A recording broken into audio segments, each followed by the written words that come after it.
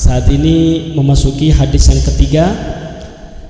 An Abi Abdurrahman Abdullah bin Umar bin Khattab radhiyallahu taala anhuma qala sami'tu Rasulullah sallallahu alaihi wasallam yaqul buniyal islamu ala khamsin syahadati an la ilaha illallah wa anna muhammadar rasulullah wa iqamis salah wa ita'iz zakah wa hajjil bait wa shaum ramadan rawahul Bukhari wa Muslim. Hadis yang ketiga diriwayatkan daripada Abi Abdurrahman. Beliau namanya Abdullah bin Umar bin Khattab, yukane Sayyidina Umar radhiyallahu taala anhuma, mudah-mudahan Allah meridhai mereka berdua. Qala, berkata itu Abdullah bin Umar, sami'tu Rasulullah sallallahu alaihi wasallam yaqul, aku pernah mendengar sabda Nabi Muhammad sallallahu alaihi wasallam, bunyal islamu, dibangun itu Islam, wujud itu agama Islam, ala khamsin, atas 5 pondasi. Jadi kalau jenengan kepingin wujud Islamnya, pondasinya ada 5. Yang pertama, syahadati an la ilaha illallah, bersaksi tidak ada Tuhan yang layak disembah illallah, kecuali Allah. Wa anna Muhammadan, dan kita wajib bersaksi juga bahwasanya Nabi Muhammad Rasulullah adalah utusan Allah Subhanahu wa ta'ala. Wa iqamis shalah, wajib juga kita mendirikan salat 5 waktu tepat pada waktunya. Wa ita'iz zakah, mengeluarkan zakat diberikan kepada yang berhak menerimanya. Wa hajjil bait, pergi haji bagi yang mampu daripada umat Nabi Muhammad. Wa shaum Ramadan, dan yang terakhir adalah wajib berpuasa Ramadan bagi orang yang sehat. Sebelum kita bahas isi hadisnya, alangkah baiknya kita mengenal perawi hadis, yaitu Abdullah bin Umar. Beliau masuk Islam dengan ayahnya, yaitu Sayyidina Umar bin Khattab. Saat itu Abdullah masih kecil. Wa kana min fuqaha'is sahaba. Abdullah bin Umar niki Pak termasuk ulamae para sahabat. Sahabat itu orang-orang alim semua. Bagaimana tidak? Nggih, murid Kanjeng Nabi Muhammad sallallahu alaihi wasallam. Tentunya mereka para sahabat orang-orang yang ngerti agama. Dan ketahuilah Abdullah bin Umar ini adalah ulamae sahabat, alim Pak. Yugoni Sayyidina Umar bin Khattab. Beliau dikatakan begini, wa kana katsiran ma yataqarrabu bima yu'jibuhu wa yastahsinuhu min malihi. Abdullah bin Umar nih Pak, selain dia alim, dia juga kaya. Wis sugih alim, iki surga dunya surga akhirat nggih. Beliau Abdullah bin Umar selalu bersedekah, selalu mensedekahkan sesuatu yang menakjubkan bagi dia. Kalau seumpamanya zaman sakniki, beliau punya mobil Mercy, kerentek ati seneng, apik mobilku ya, langsung disedekahno. Hebat nggih. Kepingin kepethuk kok ngenten nggih. Apapun sudah, pokok apa yang membuat dia heran, seneng, sumringah atine dengan hartanya, langsung disedekahkan. Dan beliau mempunyai banyak budak. Zaman rumiyin niku Pak, budak dijual belikan. Nggih, mempunyai banyak budak. Dan tahu ini budak-budaknya nih, kalau Abdullah bin Umar ini kalau sudah seneng kepada hartanya pasti disedekahkan. Otomatis atine budak niki kepin merdeka. Corone ya apa? Nipu Sayyidina Umar. Dengan cara apa? Ibadah. Jadi lomba ibadah Pak. Budak-budaknya itu banyak. Akhirnya lomba ibadah. Oh, sregep sholat, ngaji. Sayyidina Umar ngelihat, Masya Allah, Abdullah bin Umar ngelihat, Masya Allah, budak-budakku sregep nggih, ahli ibadah. Kemudian mancep nang ati, seneng ambek budak sing ahli ibadah, dimerdekakan, Pak. Dan banyak budak-budaknya dimerdekakan gara-gara ahli ibadah. Nah, ketika Abdullah bin Umar ini banyak memerdekakan budak yang ahli ibadah, ditegur sama rencang-rencang ini, ditegur, innahum yakhda'unak. Abdullah bin Umar, ojo ketipu jenengan. Itu budak-budak jenengan itu yang jenengan merdekakan, Anda ditipu dengan ibadah. Kedok aja itu. Sekarang nggak ahli ibadah, setelah Anda merdekakan nggak semangat ibadah. Dulunya ketika jadi budak jenengan itu ahli ibadah, kepingin ngepek hatinya jenengan. Mereka tahu kalau jenengan cinta kepada budak, cinta kepada harta, pasti dikeluarkan itu harta. Fahamnya? Kemudian Abdullah bin Umar mengatakan apa? Man khada'ana billah in khada'na lah. Ketahuilah, siapa orang yang menipu aku karena Allah, yaitu dengan ibadah, tentunya aku pasti tertipu. Mboten napa-napa pun, ndak apa-apa. Walaupun aku tertipu, tapi dengan cara yang baik, yaitu menipu dengan kedok agama, ahli ibadah, tentunya aku pasti tertipu. Aku paling seneng delok umat Nabi Muhammad sing ahli ibadah. Biarkan mereka merdeka. Hebat nggih. Wis sugih loman, Pak. Ulama ahli ibadah, dunya duwe, akhirat duwe. Kula jenengan dunya ndak duwe, akhirat durung tentu, Pak. Nggih. Tapi Abdullah bin Umar, sahabat Nabi Muhammad SAW, ahli ibadah, ahli sedekah. Coba Anda bayangkan, beliau mengatakan, siapa yang menipu aku dengan Allah, pasti aku tertipu.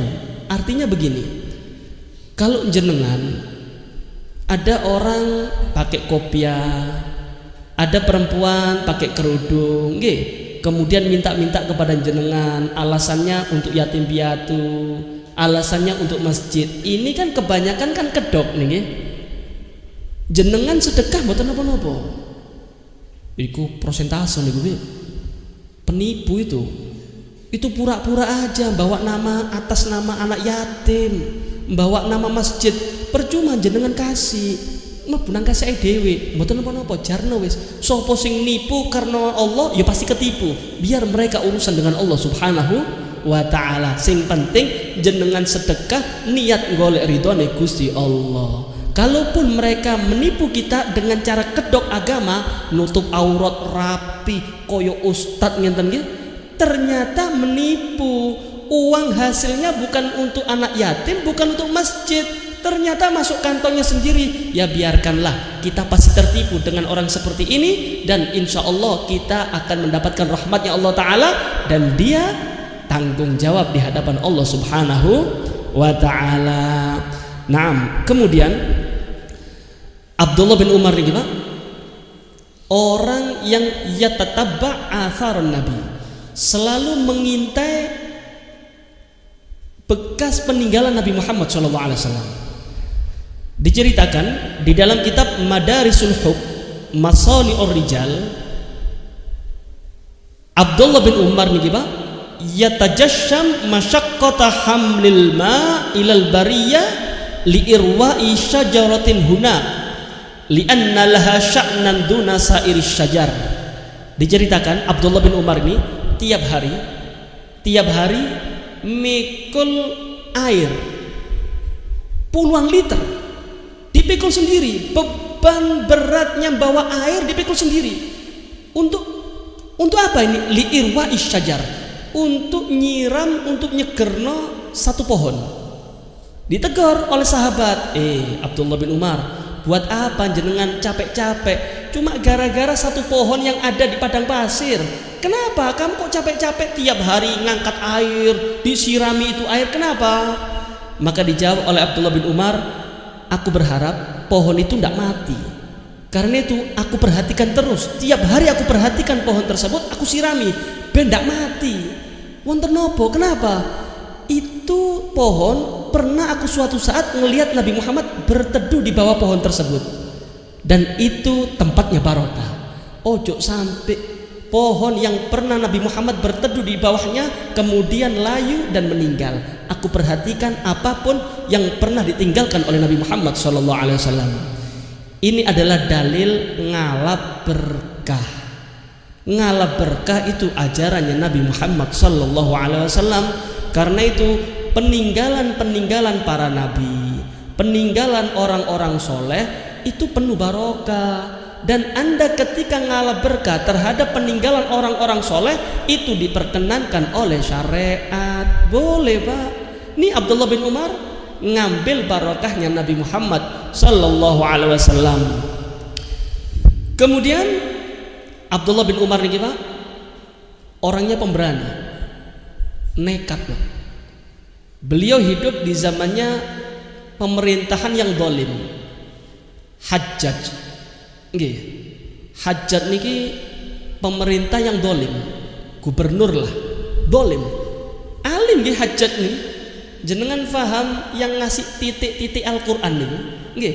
Al-Qur'an dulu Pak, Anda tidak bisa bedakan mana ba, mana ta, mana nun, tidak bisa. Ini yang ngasih titik ya Hajjaj niki. Yang ngasih titik, kalau titik di bawah namanya ba, titik di atas 2 ta 1 nun, itu Hajjaj. Tapi wong dolim. Suatu saat Hajjaj niki khutbah Jumat. Khutbah Jumat kedawan, kepanjangan. Kemudian Abdullah bin Umar gregetan, iki ya apa sih? Jumatan niki khutbah niki harus pendek. Sholatnya yang panjang, kok kuali Hajjaj, kok lama khutbahnya.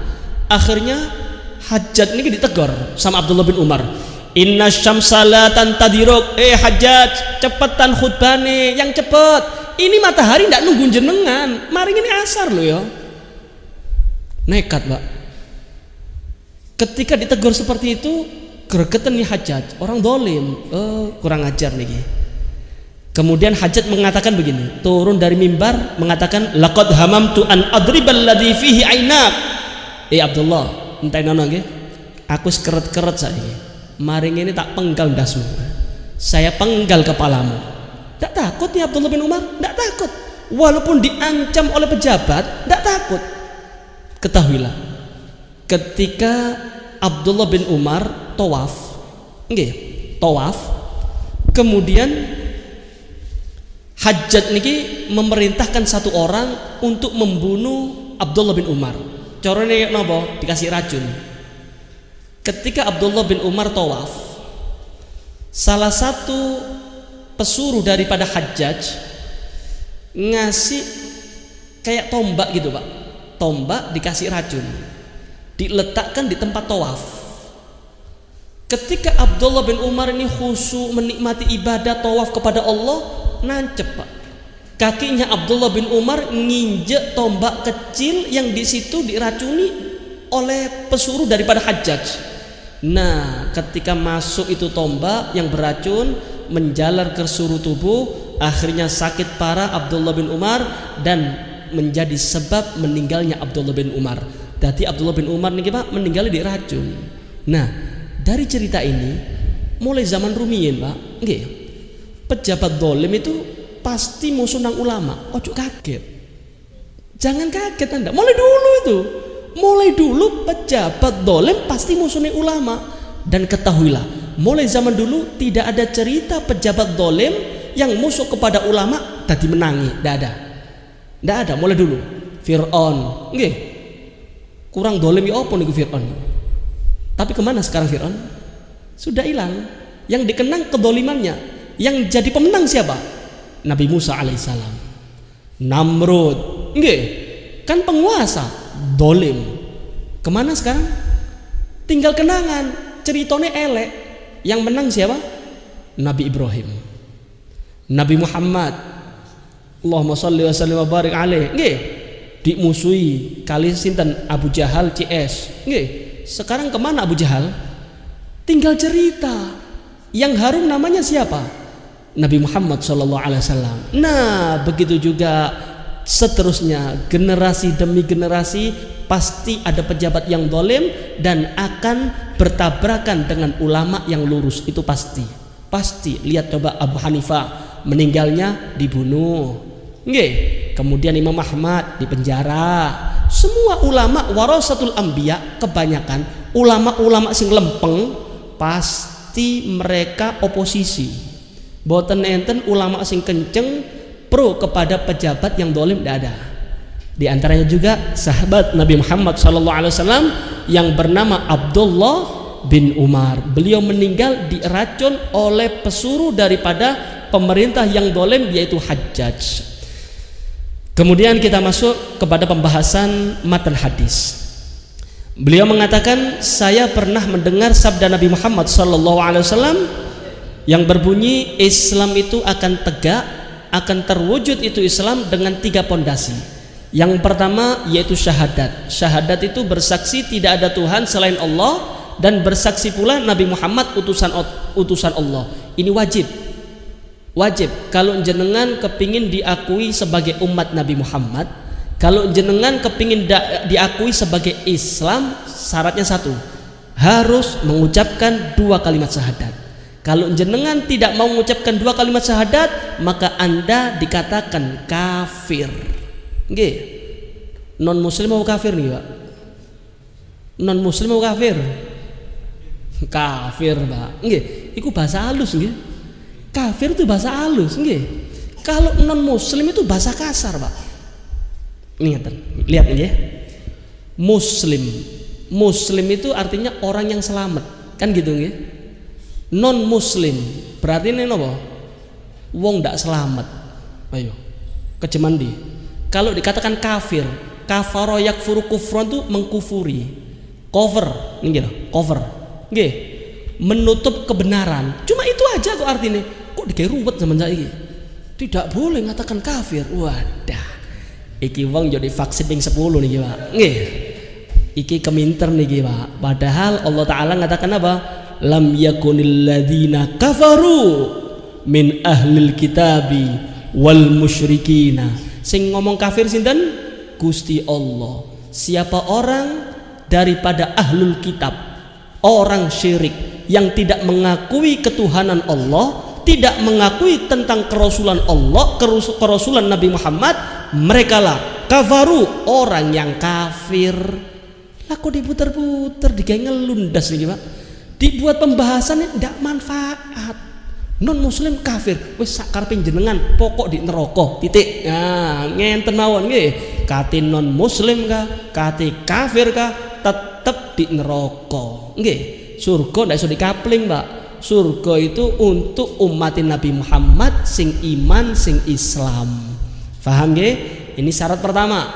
Syarat pertama niki, syarat mutlak. Kepingin diakui umat Nabi Muhammad, kepingin dikatakan Islam, kepingin mlebu swarga, harus mengucapkan 2 kalimat syahadat. Nah, setelah itu, setelah Anda mengucapkan 2 kalimat syahadat, maka sah keislaman Anda. Nah, setelah sah ada kewajiban lain. Apa itu? Iqamus shalah, menegakkan salat 5 waktu. Nggih, ini wajib menegakkan sholat 5 waktu, ditaruh rukun yang paling tinggi nih, Pak. Setelah syahadat baru sholat. Kenapa? Tiang agama. Kenapa? Yang pertama kali nanti dimintai pertanggungjawaban di akhirat adalah sholat. Awwalu ma yuhasabu bil abdu yaumal qiyamah as-sholah, kata Nabi Muhammad. Pertama kali yang dimintai pertanggungjawaban nanti di hadapan Allah, kula jenengan niki bakal tanggung jawab di hadapan Allah. Dan pertama kali yang dimintai pertanggungjawaban, pertanyaan Allah pertama kali kepada jenengan nopo? Yang dilihat sholatnya. Kalau sholatnya jenengan tepat pada waktunya, sesuai syarat rukunnya, rapot amal jenengan yang berupa sholat kok ndak abang, maka seluruh amal Anda diterima oleh Allah Subhanahu wa Ta'ala. Tapi sebaliknya, kalau jenengan ugal-ugalan, sak waya-waya sholatnya, lek seret ya sembayang, lek awak enak sembayang, lek sumpek ninggal sembayang, hati-hati. Walaupun jenengan haji tiap tahun, umroh tiap bulan, sedekah miliaran, tapi kalau rapot amal jenengan yang berupa sholat abang, ditolak semua oleh Allah Subhanahu wa Ta'ala. Hati-hati. Nggih, sholat itu tiang agama. Sampai-sampai Nabi Muhammad itu, Pak, memposisikan sholat itu seperti kepala. As-salatu minad-din bimanzilati ra'si minal jasad. Fakama la hayata liman la ra'salah, kadzalika la dina liman la sholatalah. Nabi Muhammad memposisikan sholat di dalam agama Islam itu seperti posisi kepala di dalam anggota tubuh kita. Sebagaimana tidak ada kehidupan tanpa kepala, begitu juga tidak ada agama Islam tanpa sholat. Kalau ada orang tidak punya tangan, urip apa mboten? Urip. Ada manusia tidak punya kaki, hidup atau tidak? Hidup. Manusia tidak duwe ndas, kondoruwo, nggih. Begitu juga Islam, Pak, nggih. Islam, orang ngaku Islam, orang Islam tidak puasa masih dikatakan Islam. Kenapa? Mungkin ketika Ramadan dia dalam keadaan sakit. Orang Islam tidak haji masih dikatakan Islam. Mungkin dia bukan tergolong orang mampu. Orang Islam tidak mengeluarkan zakat masih dikatakan Islam. Kenapa? Mungkin dia orang mustahiquz zakah, orang yang berhak menerima zakat, kan ngenten. Tapi kalau Islam tidak sholat, bahaya, diragukan imannya oleh Nabi Muhammad. Islam itu adalah tiangnya sholat. Siapapun wajib sholat. Ini kewajiban yang unik, Pak. Kalau Anda haji tidak mampu, tidak wajib. Anda puasa ketika sakit tidak wajib. Tapi sholat beda. Pejabat rakyat wajib sholat, sugih melarat wajib sholat, sehat loro wajib sholat. Wajib, Pak. Selama Anda berakal, walaupun jenengan tas operasi kemudian masih ada akal, wajib sholat. Wajib, Pak. Nggak beda ini. Ini Islam ini menganggap sholat itu paling inti dalam agama Islam, paling inti. Tidak ada agama kalau tanpa sholat. Diragukan iman jenengan kalau tidak sholat 5 waktu. Nggih, sampai nggih. Perang, Pak, perang. Perang itu kan urusannya nyawa nggih. Perang niki tetap wajib sholat kok. Tetap wajib sholat. Namanya siddatul khauf. Sholat dalam keadaan genting, wajib sholat. Sopir bis tinggal sembahyang. Ya Allah, cuma urusan berapa ribu Anda berani ngorbankan sholat. Sudah ekonomi di bawah, melarat dunia, melarat akhirat, ini bahaya. Nggih, sholat itu wajib. Kemudian, Pak, dilanjutkan oleh Nabi Muhammad SAW. Nggih, setelah syahadat, rukun kedua iqamus shalah, yang ketiga ita'uz zakah, mengeluarkan zakat bagi yang mampu, harus. Nggih, lebih-lebih Anda wajib segera mengeluarkan zakat mal, jangan ditunda. Di dalam kitab Az-Zawajir An-Iktirafil Kabair, Ibnu Hajar beliau mengatakan termasuk bentuk dosa besar adalah mengakhirkan atau menunda zakatul mal. Anda wajib zakat bulan Maulid, wajib zakat, kemudian Anda tunda, nanti aja nunggu Ramadan biar gede ganjarannya. Kan banyak seperti itu nggih. Ngumpulkan zakat nunggu Ramadan, padahal kewajiban mengeluarkan di luar bulan Ramadan, mungkin Syawal, mungkin Sa'ban, mungkin Maulid, tapi dia kumpulkan dia keluarkan zakat mal ketika Ramadan. Haram, ini dosa besar.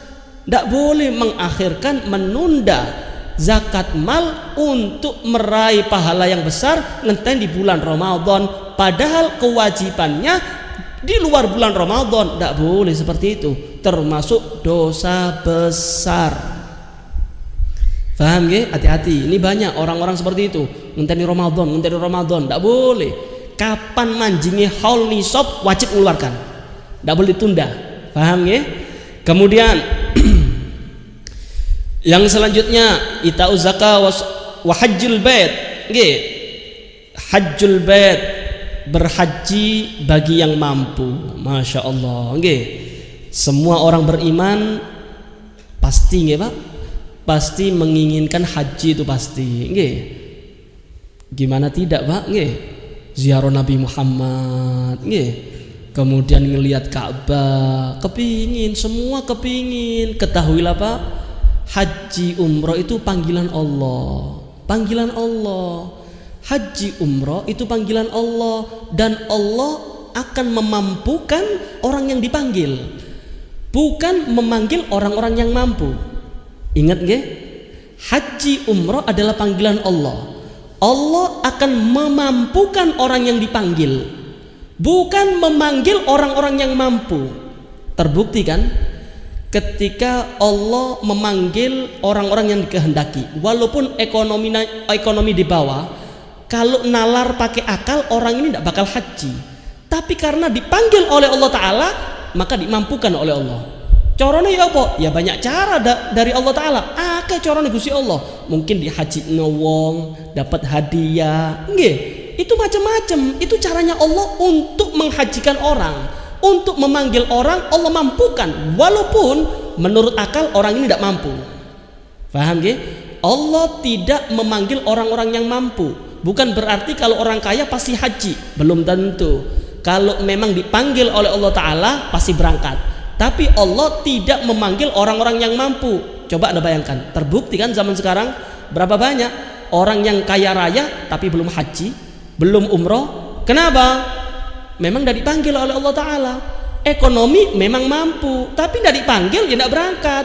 Tuh lihat zaman sekarang, wis itu Jeddah Pak, sudah pakai kain ihram, mau keluar bandara dihadang, kongkon balik nang Indonesia. Coba Anda bayangkan. Ini loh, nggih, rahasia Gusti Allah bagi umat Nabi Muhammad. Allah itu memanggil orang yang dikehendaki. Ndak iso main akal-akalan haji umroh niku. Kalau jenengan punya uang pasti haji, belum tentu. Lek turun dikarepi kali Gusti Allah, Anda ndak bakal sampai ke Mekah. Coba lihat, wis tutup Jeddah Pak, sudah nyampe Jeddah, tinggal setengah jam tutup Masjidil Haram. Cuma memang ndak dikehendaki oleh Allah Ta'ala, balik Pak, balik. Karena itu jenengan minta sama Allah Ta'ala, minta terus, ya Allah, haji ya Allah, tolong celukun ya Allah, beri aku kemampuan, jaluk terus. Nggih, jangan pesimis, jangan pesimis kepada Allah Subhanahu wa Ta'ala. Loh, lihat Ibnu Rajab Al-Hambali dalam kitab Lataiful Ma'arif, beliau mengatakan begini: man kana qad ba'uda an haramillah fala yub'id nafsahu bidzunub an rahmatillah. Siapa orang yang daerahnya jauh daripada kota haram, maka jangan menjauhkan dirinya dengan melakukan kemaksiatan, menjauhkan daripada rahmatnya Allah Ta'ala. Lek ngriyonin jenengan atau teko Masjidil Haram, ojo dohno awain jenengan teko rahmati Gusti Allah. Lek jenengan ndak antuk Masjidil Haram, ojo sampai ndak antuk rahmati Gusti Allah. Minimal kalau saat ini Anda belum ditakdir oleh Allah Ta'ala untuk sampai Masjidil Haram, minimal ojo ngelakoni dosa, ojo maksiat teng Gusti Allah. Untuk apa? Biar mendapatkan rahmatnya Allah Ta'ala. Mosok jenengan dari takdir haji wis ndak antuk Mekah, ndak antuk rahmati Gusti Allah, kate dadi apa jenengan? Paham nggih? Kemudian beliau melanjutkan, waman ajaza an hajjil bait falyaksid rabbal bait. Siapa orang yang tidak mampu untuk berangkat haji, mungkin karena keterbatasan ekonomi, nggih, ndak mampu biayanya haji mahal, ndak mampu, jangan pesimis kata beliau. Falyaksid rabbal bait, bertujuanlah kalian kepada pemilik rumah yaitu Mekah, Ka'bah al-Musyarrafah. Siapa itu? Allah Subhanahu wa Ta'ala. Kalau Anda ditakdir sama Allah Ta'ala ekonominya di bawah, ndak iso berangkat haji, jangan pesimis kata beliau. Jenengan sing duwe Gusti Allah, Allah yang mempunyai Ka'bah, cedhek ambek Gusti Allah, sing parek ambek Gusti Allah. Carane ya apa? Cedheki ambek ibadah. Ojo sampai jenengan ndak antuk Ka'bah, ndak antuk Allah. Waduh, bahaya niki Pak. Nggih, wis ndak antuk apa-apa, urip melarat, urip sengsara, ndak salat, urip sengsara, maksiat. Masya Allah, rugi dunya, rugi akhirat. Haji kita berharap nggih, insyaallah lah cepat lambat kula jenengan bakal diceluk kali Gusti Allah. Nggih. Naam. Kemudian Pak, yang perlu Kita jelaskan juga, mumpung kula jenengan masuk Dzulhijjah nggih. Bulan Dzulhijjah niki bulannya haji. Kemudian di bulan Dzulhijjah niki Pak, kita semua dianjurkan oleh Nabi Muhammad SAW untuk puasa Arafah. Pahalanya besar Pak, pahalanya besar. Nabi SAW bersabda, "Siyamu yaumil Arafah ahtasibu 'ala Allah an yukaffiras sanatal madiyah was sanatal atiyah." Puasa sehari, yaitu puasa Arafah, kata Nabi Muhammad, aku berharap kalau umatku mengerjakan puasa Arafah, insya Allah Allah akan melebur dosa yang telah berlalu dan dosa yang akan datang. Besar pahalanya, cuma 1 hari. Ketahuilah, puasa Arafah tidak ada hubungannya dengan wukuf Arafah. Puasa Arafah itu hubungannya dengan tanggal Hijriyah, yaitu tanggal 9. Jadi jenengan jangan kaget nanti nggih, kalau orang-orang yang haji wukuf di Arafah kemudian saat ini masih tanggal 8 di Indonesia, ojo kaget. Nggih, kenapa? Karena kesunahan puasa Arafah tidak ada hubungannya dengan wukuf Arafah. Coba Anda bayangkan, disyariatkannya puasa sunnah Arafah itu tanggal tahun 2 Hijriah. Tahun 2 Hijriah Nabi Muhammad dapat perintah untuk puasa Arafah. Sedangkan kewajiban haji tahun 9. Jadi kan ini tidak ada urusan ini. Ketika tahun kedua Nabi Muhammad puasa sunnah Arafah, tahun ketiga, tahun keempat, tahun kelima sampai tahun ke-8 Nabi Muhammad puasa Arafah tanpa ada wukuf Arafah.